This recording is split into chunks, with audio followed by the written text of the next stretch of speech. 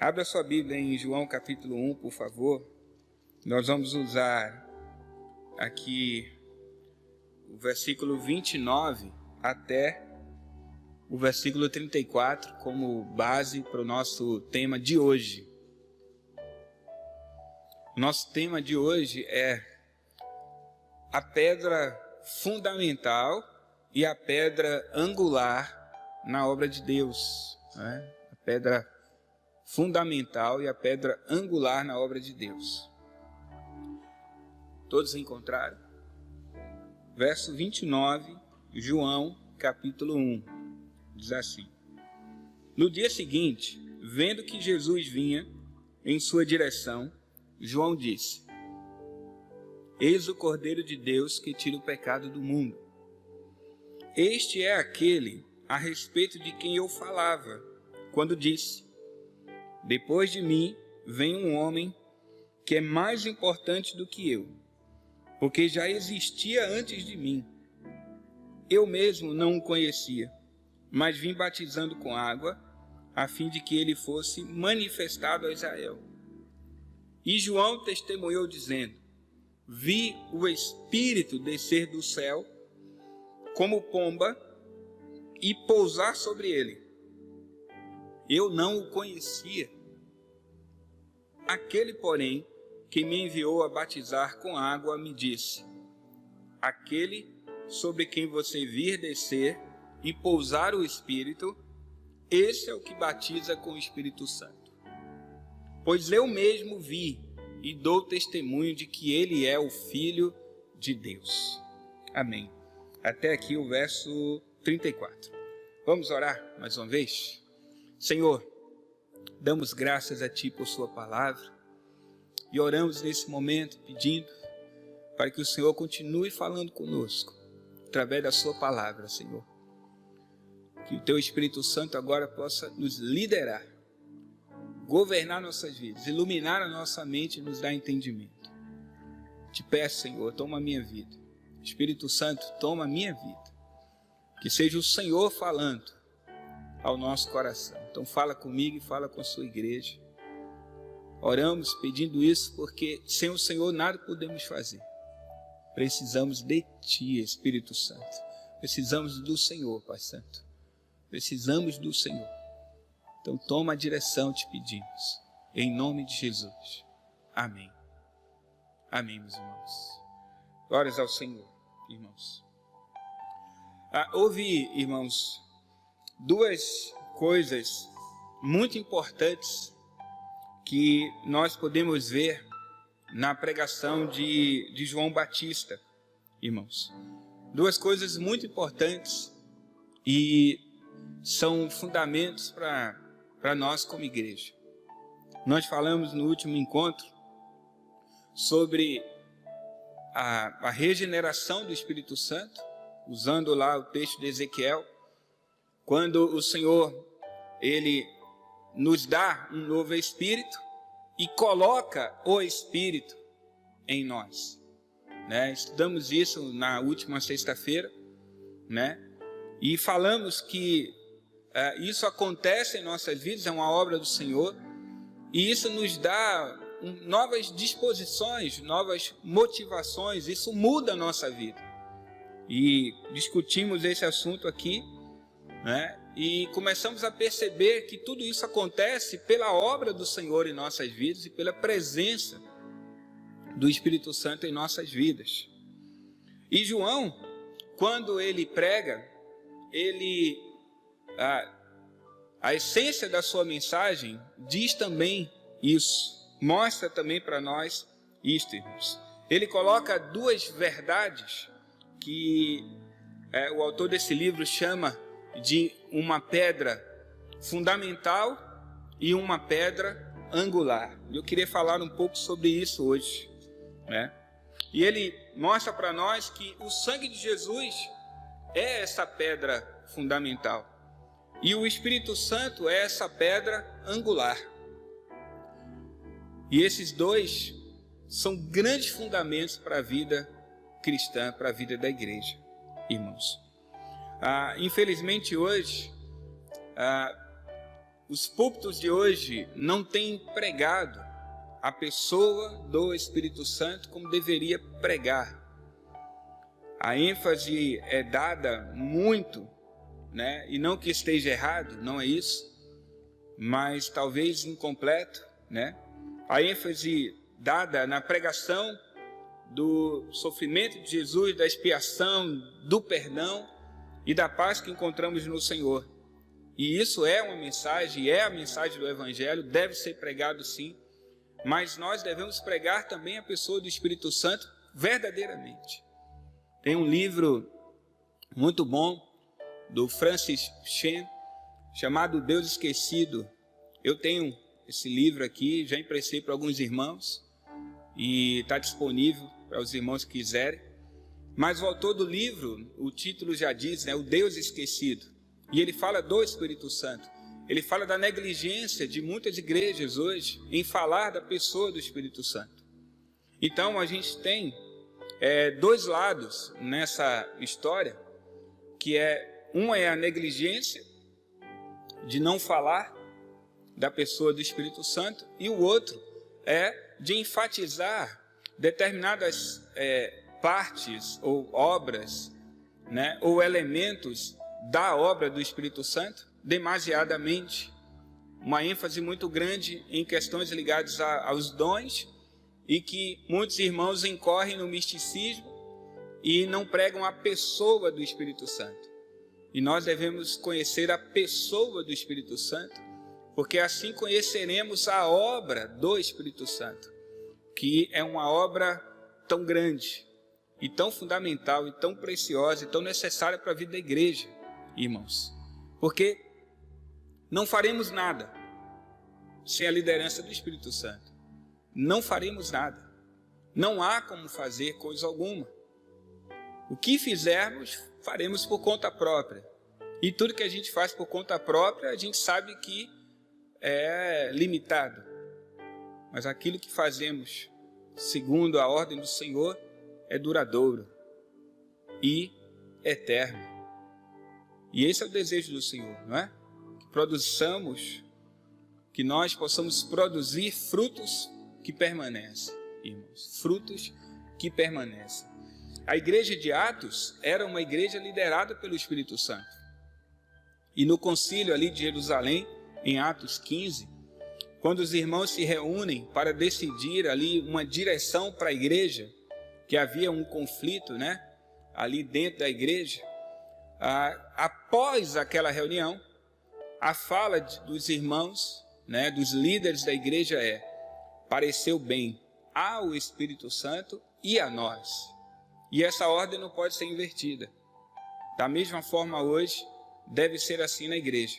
Pareceu bem ao Espírito Santo e a nós. Então vamos em frente, né? Nunca pareceu bem a nós fazer isso, porque a obra é do Senhor e não é nossa. Então precisamos, irmãos, dessas duas pedras angulares, irmãos. A pedra angular, né, a pedra fundamental, né, é o sangue de Jesus. O sangue de Jesus derramado ali na cruz foi algo visível, foi algo evidente, né, com muitos sinais, e isso faz com que esta obra seja facilmente recebida por nós. Então focamos nisso. E como é bom focar nisso, porque o derramamento do sangue de Jesus ali na cruz, a partir daí nós temos perdão dos nossos pecados. A partir daí nós temos salvação. Mas a obra do Senhor não para aí. A obra do Senhor não está finalizada aí. Ela continua. E continua em nossas vidas. E a obra do Senhor, ela continua através do Espírito Santo, né? Enquanto o sangue de Jesus se derramou ali na terra, o Espírito Santo foi derramado do céu. E ele foi derramado sobre a igreja. Foi derramado sobre o povo de Deus, irmãos. E foi derramado para que a igreja possa viver esta nova vida na plenitude do Espírito Santo, irmãos. Então a obra do Senhor, que começa ali com o derramamento do sangue de Jesus, ela vai continuar agora com a presença do Espírito Santo em nossas vidas. Por isso, você tem um novo Espírito, e por isso o Senhor coloca o Espírito no seu coração, para que essa obra, ela continue crescendo na sua vida, irmãos. Então, no texto que nós lemos, eu quero destacar aqui algumas coisas no texto, para que a gente possa estudar esses 2 pontos hoje: a pedra fundamental e a pedra angular. A pedra fundamental, o sacrifício de Jesus, e a pedra angular, o derramamento do Espírito. João, ele começa dizendo no verso 29, eis o Cordeiro de Deus que tira o pecado do mundo.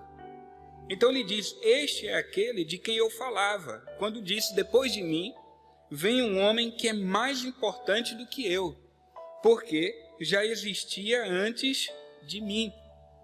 Eu mesmo não o conhecia, mas vim batizando com água a fim de que ele fosse manifestado a Israel. Então João Batista primeiro olha para Jesus e se refere a Jesus como sendo o Cordeiro de Deus que tira o pecado do mundo. Então a primeira coisa que João coloca é o derramamento do sangue de Jesus, porque quando ele se refere a Jesus como Cordeiro, ele se refere ao sacrifício de Jesus ali na cruz. E a primeira coisa que João coloca é que o Espírito Santo seria derramado, mas somente após o derramamento do sangue. E o que é que isso diz para nós? O que é que isso diz para nós? Que o Espírito Santo só pode ser derramado após o derramamento do sangue. Irmãos, hoje há um desejo muito grande na obra do Espírito Santo na vida de muitas pessoas.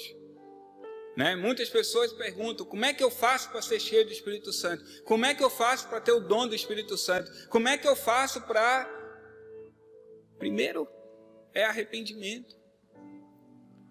A primeira coisa é o perdão dos pecados. A primeira coisa é o ser lavado no sangue de Jesus.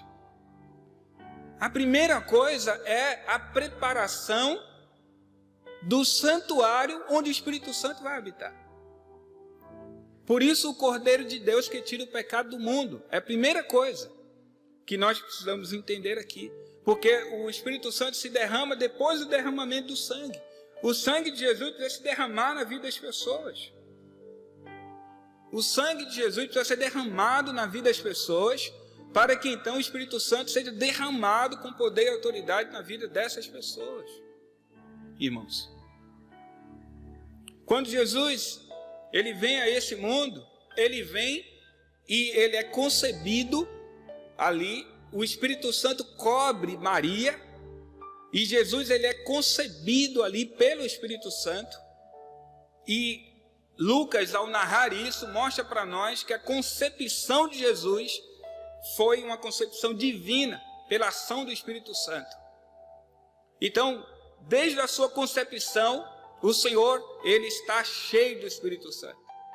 Ele vem a esse mundo, cresce, não temos muitos relatos da sua infância. Temos ali o relato da visita dos magos, temos ali o relato de Jesus sendo apresentado no templo, temos o relato de Jesus com os doutores ali no templo, quando ele é esquecido ou deixado ali para trás, pelos pais. Temos esses relatos. E depois temos o relato de Jesus já adulto, com seus 30 anos de idade, indo em direção a João Batista. E quando Jesus vai até João Batista, e aqui é esse texto que nós estamos lendo, Jesus vai para ser batizado. E João, ele realiza um batismo de arrependimento. O batismo de João é de arrependimento. Quando os fariseus e religiosos e outras pessoas vão buscar João, está lá em Mateus capítulo 3, João Batista olha e diz assim, quem vos induziu a fugir da ira vindoura? Produzam, pois, frutos dignos de arrependimento. E João é muito duro com aquelas pessoas, chama-os de raça de víboras. Então o batismo de João tinha um fundamento, arrependimento. Jesus precisava de arrependimento? Jesus precisava de arrependimento? Não, por quê? Porque ele não tem pecado. O que é que Jesus estava fazendo ali? obedecendo. Obedecendo. Obedecendo. Pai, ô pai, por que eu vou ter que me batizar lá, pai? Se o batismo é de arrependimento e eu não tenho pecado, o que eu vou fazer lá? Você já imaginou Jesus tendo essa conversa com Deus? Você acha que Jesus teve essa conversa com Deus? Jesus foi lá para cumprir toda a lei. João questiona: o Senhor vem a mim, eu tenho que ser batizado por você. E você vem a mim? Deixe, para que se cumpra tudo, toda a palavra do Pai, toda a lei. Então Jesus é batizado, e quando Jesus é batizado, o que acontece? O Espírito Santo vem em forma de pomba sobre ele. E depois que o Espírito Santo vem em forma de pomba, a gente vê o relato de Lucas, que Jesus sai para ser tentado no deserto. Lucas capítulo 4. E o texto de Lucas diz que Jesus, cheio do Espírito Santo, entra no deserto para ser tentado por Satanás. E ali ele é tentado por 40 dias. Diversas são as tentações, até chegar nas 3 relatadas que nós conhecemos. Mas muitos irmãos creem que ele foi tentado durante os 40 dias ali, que ele passou por muitas provas. Mas 3 são narradas aqui, que nós conhecemos. Não podemos conjecturar coisa alguma, porque a Bíblia narra essas 3, então nós olhamos para essas 3. Mas ao final, lá no capítulo 4 de Lucas, quando Jesus sai do deserto, o texto diz que ele sai no poder do Espírito Santo. No poder do Espírito Santo. E então ele começa a realizar a sua obra aqui na terra. Ele começa a pregar o Evangelho. Ele começa a curar as pessoas. Ele começa a formar ali os seus discípulos, que depois ele chama de apóstolos. E no fim ele envia esses homens para a realização da sua obra. Irmãos. Mas enquanto Jesus está realizando essa obra aqui, o Espírito Santo ainda não se derramou. O Espírito Santo ungiu Jesus de Nazaré. E pelo poder do Espírito Santo, Jesus curou enfermos, libertou cativos, expulsou demônios. Pelo poder do Espírito Santo que estava na vida dele, que ungiu a vida dele. Irmãos. E então, quando Jesus aqui caminha e ele forma a sua equipe, aqueles homens não receberam o Espírito naquele momento. Porque Jesus ainda não podia batizá-los com o Espírito. Jesus ainda não podia derramar sobre eles o Espírito. Por quê? Porque primeiro o derramamento do sangue precisava acontecer, para que só depois o Espírito Santo pudesse derramar. Isso é o princípio da palavra de Deus, que não pode ser ferido. Então nós não podemos inverter a ordem das coisas, porque o Senhor não opera assim. Ele não age assim. Ele não vai ser contra a sua palavra. Não adianta eu viver e fazer e acontecer se eu não fizer o principal. E o principal é me colocar debaixo do sangue de Jesus. E nós precisamos entender isso. Primeira coisa que nós precisamos entender, para que a obra do Senhor se cumpra plenamente na nossa vida, é que nós vamos estar debaixo do sangue de Jesus. E o que é estar debaixo do sangue de Jesus, irmãos? Nós vamos entender que ali na cruz do Calvário, os nossos pecados foram crucificados. E que o escrito de dívida que era contra nós foi cancelado ali na cruz do Calvário. Isso quer dizer que nós fomos justificados. Isso quer dizer que nós recebemos ali redenção. Isso quer dizer que nós recebemos remissão dos nossos pecados, a cruz do Calvário. Cruz do Calvário. Então, nós temos agora uma nova caminhada. Paulo diz que morremos com Cristo, não é? Morremos e ressuscitamos para uma nova vida. E essa nova vida não é mais debaixo da lei, porque a lei do Espírito da vida cancelou-a. essa lei da carne. Agora nós vivemos e andarmos em novidade de vida, não mais como vivíamos antes. Então estar debaixo do sangue de Jesus é entender que os nossos pecados foram perdoados, é entender que os nossos pecados foram purificados. Estar debaixo do sangue de Jesus é entender que a obra do Senhor Jesus foi completa, plena, consumada, única, suficiente. Essa é a obra de Jesus ali na cruz. Então, ali aconteceu essa obra e ele mesmo declarou que está consumada. Ele deu a sua vida e ele tomou de volta. Então, está consumada a obra do Pai. Esse é o primeiro ponto. Agora, o segundo ponto que envolve estar debaixo do sangue de Jesus é: eu vou viver a minha vida como? Os meus pecados foram perdoados. Existem, infelizmente, alguns irmãos que entendem essa questão de uma maneira distorcida. Meu pecado foi perdoado, então está tudo resolvido. Alguns usam 1 João 2, quando o texto diz que Jesus é a propiciação pelos nossos pecados, ou seja, pelos pecados de todos. E muitos aplicam esse texto dizendo que Jesus fez propiciação por todos os pecados que nós cometemos no passado e que ainda cometeremos no futuro. E aí há uma verdade. Só há uma verdade. Jesus, ele é a propiciação para os nossos pecados. Sim. Propiciação quer dizer que Deus está favorável a nos perdoar. Deus está propício a nos perdoar. Ou seja, se nós estamos debaixo do sangue de Jesus e o Senhor olha para nós e vê o sangue de Jesus sobre nós, então ele pode nos perdoar por causa do sangue de Jesus. Então, a propiciação diz isso. Então o Senhor fez propiciação sim, pelos nossos pecados do passado e pelos pecados que nós iremos cometer, porque infelizmente nós vamos pecar, não é? Quem diz que não peca é mentiroso, que nós pecamos, nós erramos porque somos falhos. Não existe ninguém perfeito, né? Infelizmente para nós. Então nós iremos ainda cometer erros, certo? Isso é uma coisa. Agora, dizer que todos os nossos pecados estão resolvidos e a gente pode viver a vida de qualquer jeito, isso é uma mentira do diabo.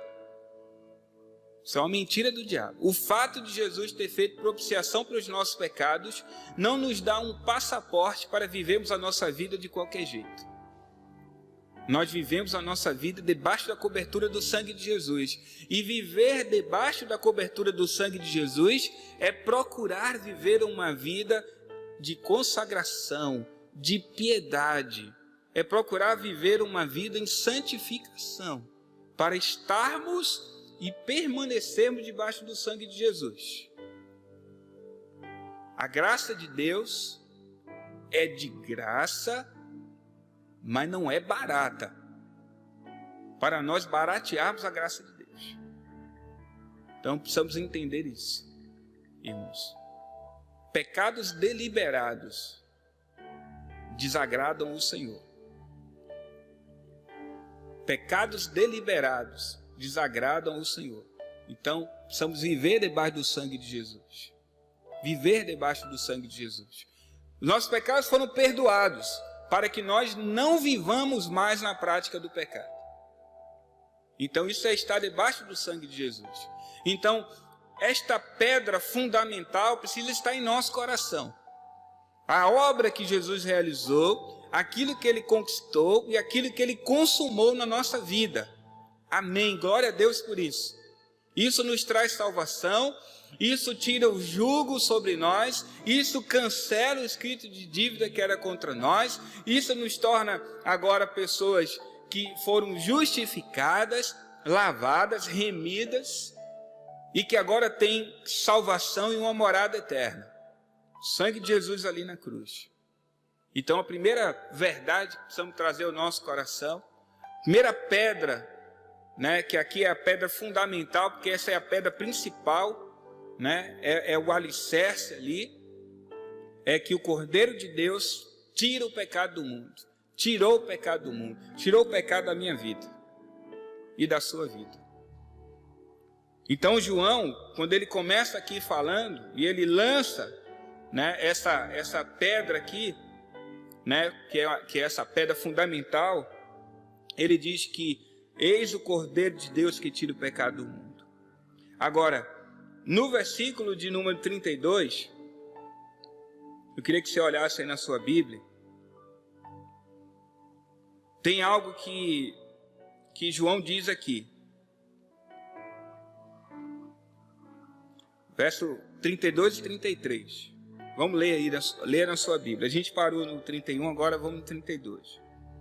E João testemunhou dizendo: vi o Espírito descer do céu como pomba e pousar sobre ele. O que é que João viu? Viu o Espírito. Qual é o testemunho de João? Viu o Espírito. Queria que você gravasse aí. Viu o Espírito. Ele viu o Espírito descer sobre Jesus. Ele viu o Espírito descer sobre Jesus. Aí ele continua agora no verso 33. Eu não conhecia.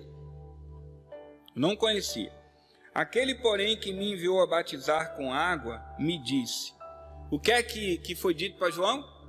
Aquele sobre quem, leia aí na sua Bíblia, pode ler em voz alta. Aquele sobre quem você vir descer e pousar o Espírito, esse é o que batiza com o Espírito Santo. Aquele que João visse. Aquele que João visse. E olha que fundamento importante João coloca aqui. Olha que fundamento importante. Aquele que você vê o Espírito descer, esse é o que batiza com o Espírito Santo. Quem é que batiza com o Espírito Santo, irmãos? Aquele que você vê o Espírito descendo sobre ele. Traga isso aí para o seu coração agora. Quem é o que batiza com o Espírito Santo? Aquele que você vê o Espírito Santo descer. Essa é a fala de João Batista. O Senhor disse para ele: aquele que você vê o Espírito Santo descendo sobre ele, esse é que batiza com o Espírito Santo. Esse é que batiza com o Espírito Santo. Então aqui, dentro desse fundamento, em que o sangue de Jesus é esse fundamento, para que eu seja batizado com o Espírito Santo, eu preciso ver. E eu preciso ver o quê? Jesus. De que forma? Recebendo o Espírito Santo sobre ele. Recebendo o Espírito Santo sobre ele. Olha o que Jesus diz agora, irmão. Abra sua Bíblia aí em João ainda. Olha a declaração que o Senhor Jesus faz aqui. João, capítulo 7.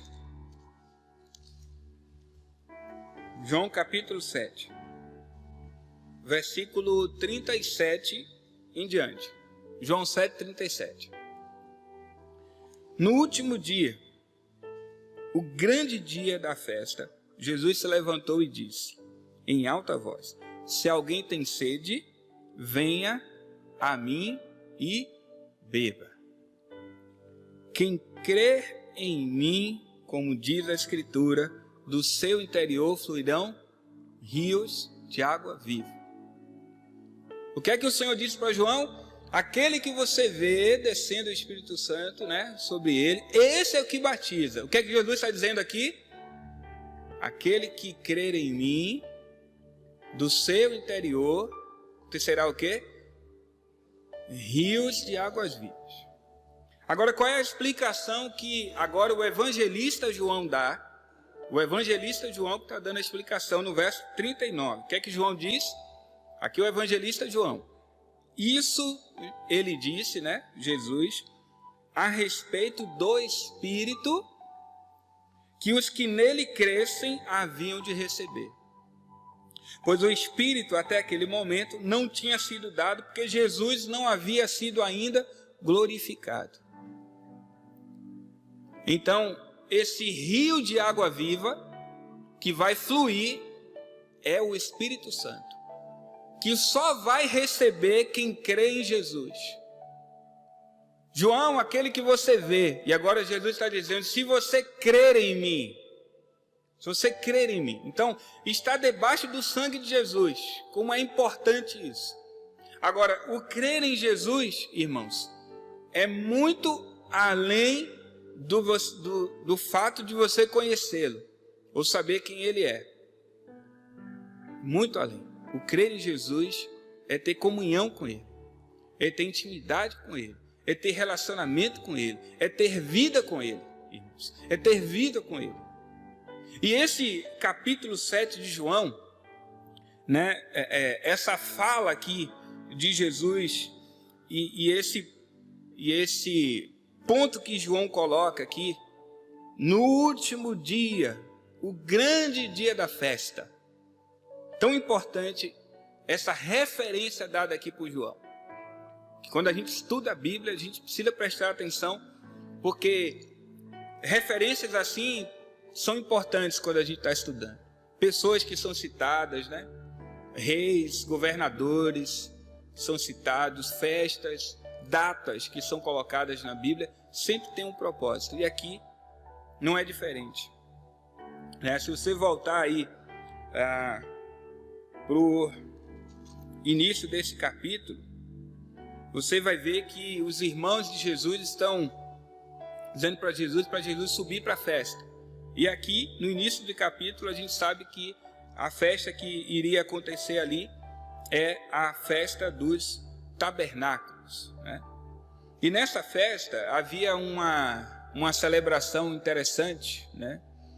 Que os sacerdotes, eles faziam uma procissão, onde eles tinham um jarro muito bonito, onde eles enchiam de água do tanque de Siloé, e eles seguiam com esse jarro cheio de água em procissão pelas ruas de Jerusalém até o templo, né? E isso era um cerimonial que acontecia nessa festa.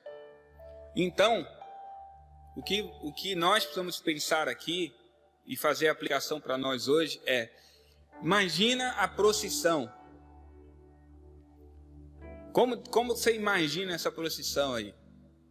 Os sacerdotes vestidos a caráter, as pessoas das ruas com folhas de palmeiras, não é?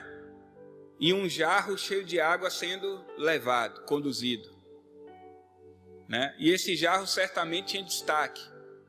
A gente vê muita coisa parecida hoje, né? Também, né? Então dá até para a gente imaginar mais ou menos esse cerimonial ali. E as pessoas em alvoroço na rua ali, celebrando e festejando. O que elas estão celebrando e festejando? O que é que está em destaque ali? Hein, irmãos? Um jarro cheio de água. E cadê Jesus? Onde é que Jesus está? Onde é que Jesus está? Se você ler o texto, você vai ver que Jesus fala para os irmãos: não, eu não vou subir não, vão vocês. E os irmãos vão e Jesus vai em secreto. Essa festa aponta para Jesus. Mas Jesus não fazia parte daquela festa. E você vai ver no texto que Jesus está à parte. Por isso João diz assim: no último dia, o último dia da festa era o dia da procissão. E o que é que acontece nesse momento aqui? Jesus se levanta e brada em alta voz. O que é que Jesus está dizendo? Se alguém tem sede, venha a mim e beba. O que é que está sendo transportado ali na cerimonial? Um jarro cheio de água. Jesus está dizendo o quê? Venha a mim e beba. Venha a mim e beba. Aí ele completa dizendo: se você crê em mim, então fluirão rios de águas vivas, irmãos. E com isso, João está dizendo que quem batiza é Jesus. Que quem derrama o Espírito sobre nós é Jesus. É o Senhor que é o batizador com o Espírito Santo. Ele vai batizar um estranho. Ele vai batizar um inimigo. Vamos pensar nisso. O que é que nós precisamos? Onde nossos pés precisam estar fincados? Que alicerce precisa estar sobre nós, irmãos? Então João diz: eu vi Jesus. Eu vi o Espírito descer sobre ele. Então, se você viu, é esse. Então, Jesus disse, se você crê, então fluirão rios de águas vivas da sua vida. Irmãos, então nós precisamos estar debaixo do sangue de Jesus. As coisas não vão acontecer assim não, irmãos. O Espírito Santo sopra aonde Ele quer. Ninguém dá ordem a Ele. Ninguém manda nele. Ninguém diz o que Ele tem que fazer, irmãos. Miserável do homem que acha que pode mandar no Senhor. Nós somos servos do Senhor.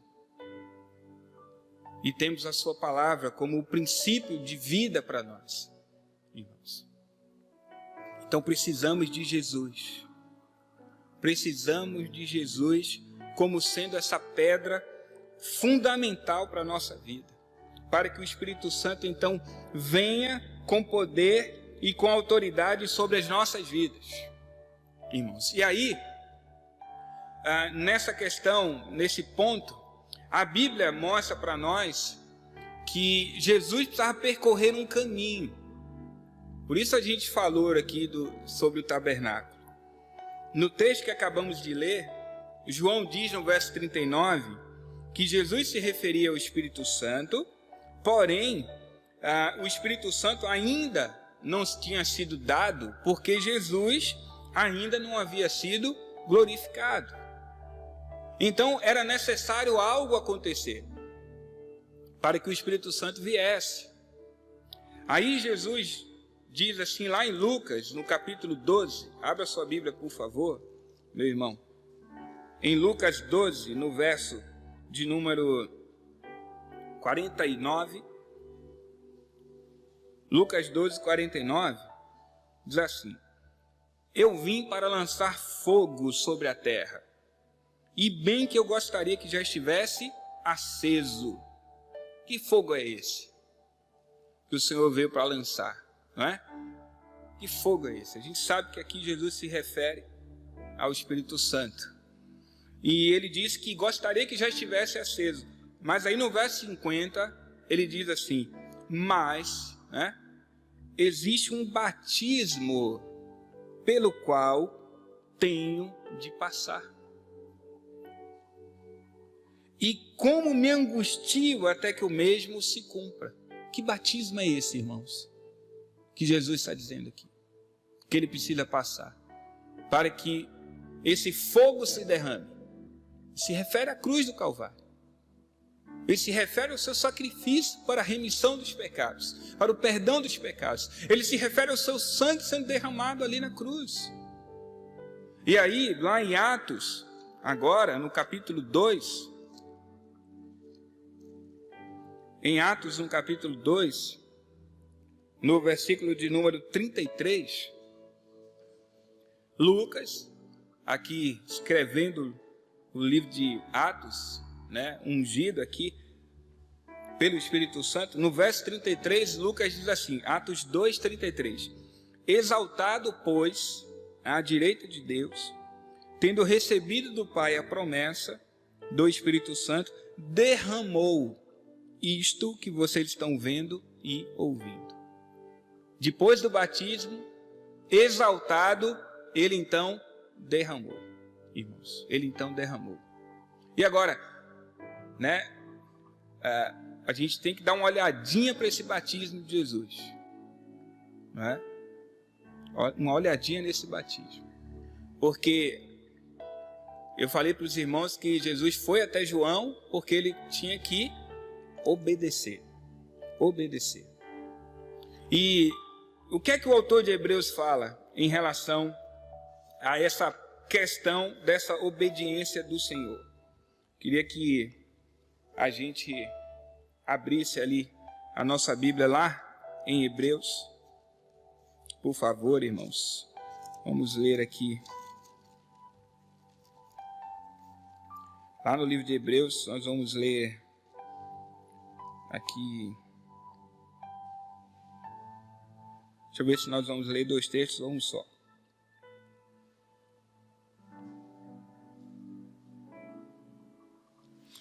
Vamos ler aqui 2 textos, tá?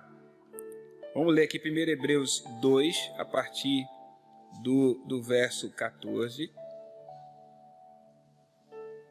Não, 10, verso 10.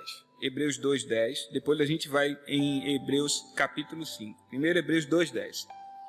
Olha o que o autor de Hebreus diz. Porque convinha que Deus, por causa de quem e por meio de quem todas as coisas existem, conduzindo muitos filhos à glória, aperfeiçoasse por meio de sofrimentos o autor da salvação deles. Aperfeiçoasse por meio de quê? De sofrimentos o autor da salvação deles.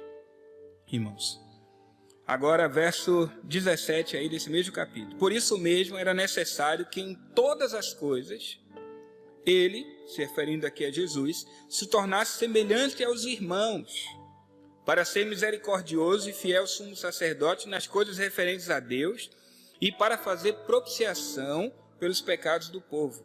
Pois naquilo que ele mesmo sofreu, quando foi tentado, é poderoso para socorrer os que são tentados.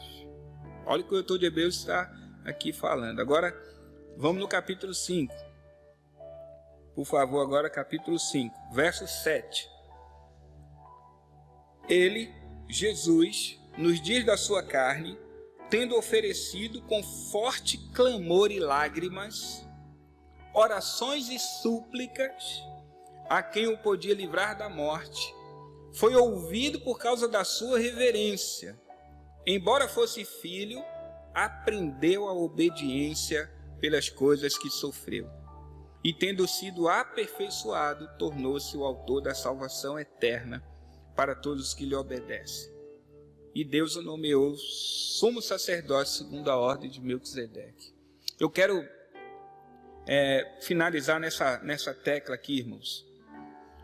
Bater nessa tecla aqui da obediência.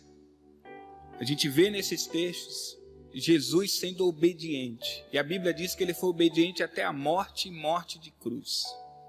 E se eu preciso olhar para Jesus, me colocar debaixo do sangue dele, como falamos até aqui, eu preciso ter uma vida semelhante a dele, e um ponto fundamental é a obediência. É ser obediente ao Senhor. É ser obediente à sua palavra. É ser obediente até a morte e ser então aperfeiçoado por aquilo que eu vou enfrentar, por aquilo que eu vou sofrer, por aquilo que será necessário na minha vida, porque eu preciso aprender obediência. Porque a gente fala aqui, irmãos, de estar debaixo do sangue de Jesus, a gente fala do perdão dos nossos pecados, a gente fala que nós precisamos viver uma vida agora não mais na prática do pecado, porque desejamos esse batismo do Espírito Santo, mas necessitamos ser semelhantes a Jesus, ter uma vida semelhante a dele. Como eu perguntei aqui agora há pouco, o Senhor, ele vai derramar o seu Espírito sobre um estranho, ele vai derramar o seu Espírito sobre uma pessoa que não anda com ele, que não anda lado a lado com ele. O que foi que ele falou para os discípulos? Permaneçam em Jerusalém até que sejais revestidos de poder. Permaneça ali até você ser revestido de poder, irmãos. Então, ser batizado com o Espírito Santo, receber essa unção de poder, de graça, do que quer que a gente pense, irmãos, não pode ser desse jeito. Como muita gente pensa ou até tenta, ou até acha que é assim. Nosso Deus é Deus, irmãos, Ele é Senhor. O nosso Deus vela e zela por cumprir sua palavra. Deus, ele não é fiel a mim, ele é fiel à palavra dele. E no dia que eu deixar de ser fiel à palavra dele, então o Senhor não poderá ser fiel a mim, porque ele é fiel à sua palavra. Se eu ferir a sua palavra, então eu não posso pedir a fidelidade de Deus sobre a minha vida. Eu tenho que pedir a misericórdia dele e buscar o seu perdão, irmãos. Porque a obra e o propósito de Deus, precisa ter essa pedra fundamental, que é o Senhor Jesus, e então a gente vai partir para a pedra angular, que é o Espírito Santo que se derrama em nossas vidas. Num outro propósito, numa continuidade de uma obra que foi começada. Jesus disse que quando ele fosse, quem viria era o Consolador, o outro, o Paracleto, aquele que viria para dar continuidade àquilo que ele começou. Então, essa obra do Senhor não para ali na cruz, não para no perdão dos nossos pecados, agora ela precisa continuar na nossa vida, irmãos. Então, nosso espírito reviveu, o Senhor nos deu um coração de carne, mas agora Ele quer encher com o Espírito Santo, que é essa pedra angular que a gente vai falar numa outra oportunidade, para a gente poder falar também com calma, sem pressa, irmãos, para que a gente possa aprender alguns fundamentos e então caminhar, e então crescer, e então amadurecer, irmãos, e então viver uma plenitude do Senhor na nossa vida, aprendendo aquilo que o Senhor deseja para nós. Meus irmãos, há duas obras do Senhor tão importantes, né? E o autor desse livro aqui, ele diz que o batismo do Espírito Santo é a coroa e a glória da obra de Jesus. E ele diz que a segunda verdade que nós vamos aprender é que quem faz isso, que quem batiza é Jesus. Então, se você quer esse batismo do Espírito Santo, comece colocando sua vida debaixo do sangue de Jesus. Comece olhando para Jesus. Comece vivendo uma vida semelhante à de Jesus. Pode ter certeza que o Espírito Santo vai se derramar na sua vida. Não é dobrar o joelho e ficar ali orando. Espírito Santo, vem sobre mim, enche a minha vida, derrama-se sobre mim. Coloca a sua vida debaixo do sangue de Jesus. Procura pisar as pisadas de Jesus. Tenha uma vida de arrependimento. Tenha uma vida de confissão de pecados e abandono. Confissão e abandono. Confissão e abandono. Confissão e abandono. Não é confessar e continuar a prática. Não, eu confessei, agora o Senhor me perdoou, e aí, vamos em frente, porque o Senhor perdoou. É confissão e abandono. Quem confessa e deixa encontra misericórdia. Esse é o ensino bíblico. Todo o resto é fundamento carnal para justificar aquilo que alguns precisam. E olha que eu vi isso, viu, irmão? Eu vi uma pessoa dizendo isso. Não, eu já pedi perdão ao Senhor e agora eu posso continuar fazendo isso daqui porque o Senhor já me perdoou. Eu me refiro a uma pessoa que cometeu um adultério, se separou da esposa, se casou com uma outra mulher que era casada e que se separou também por causa dele, e aí casaram. E aí, quando ele foi questionado, ele disse isso. Não, eu já pedi perdão ao Senhor, o Senhor já me perdoou. Sim, irmão, então volta para sua família. Abandona o erro. O Senhor perdoou sim, mas o erro precisa ser corrigido, precisa abandonar isso. Não dá para continuar no erro, porque o Senhor perdoou lá. E isso é mentira do diabo. A Bíblia diz, confessa e deixa.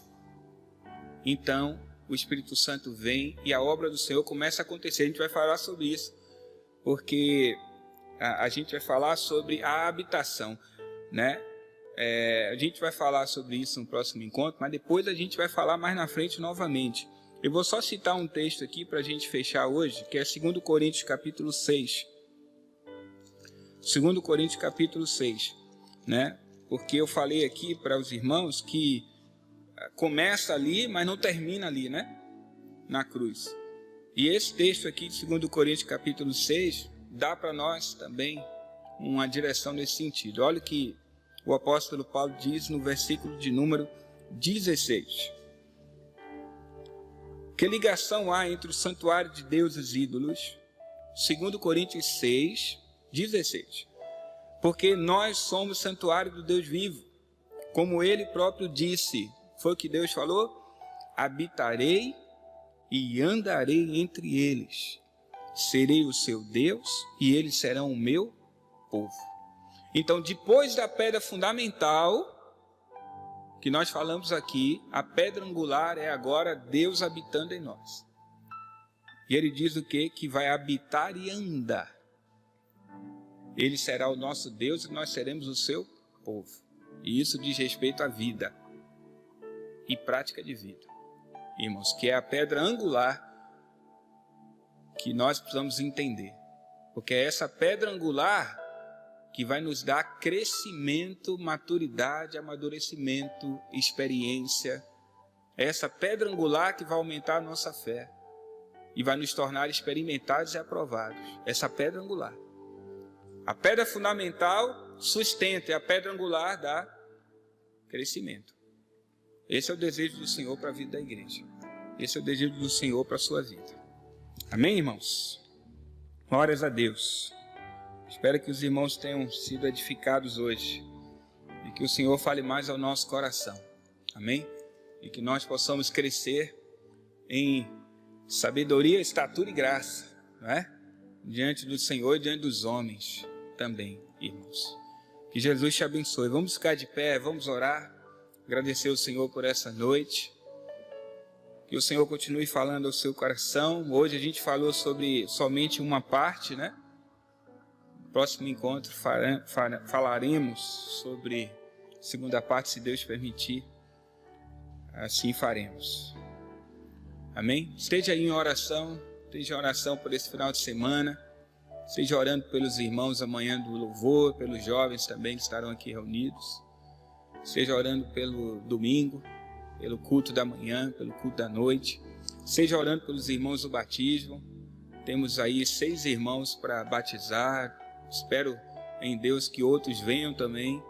Mas esteja aí orando para que Deus possa nos ajudar. Que é uma luta muito grande, irmãos. Até aquele dia em que a gente desce aqui as águas é uma grande luta, mas o Senhor dá vitória, porque a vitória é dele, né? A obra é dele, então ele dá vitória. Ore por isso, amém? Vamos orar. Senhor, nós queremos te louvar e te agradecer por essa noite. Queremos te louvar e te agradecer porque as nossas orações estão aí, estão no teu altar, estão nos teus braços. E por isso cremos que a resposta virá. Desde já te agradecemos, meu Senhor. Desde já te agradecemos. Te agradecemos por essa noite, pela sua palavra que falou ao nosso coração.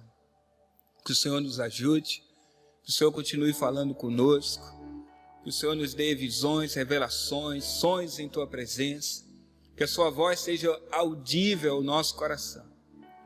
E que acima de tudo, Senhor, que quando ouvirmos a tua voz, então tenhamos um coração obediente. Precisamos ser obedientes a ti. Nos ajude nas nossas dificuldades, meu Senhor. Em nome de Jesus, leva-nos seguros aos nossos lares. Dá-nos uma noite de bênção em tua presença. Que possamos deitar, pegar no sono, sonhar com o Senhor, ter visões com o Senhor.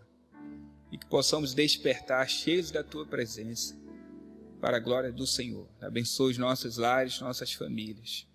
Em nome de Jesus.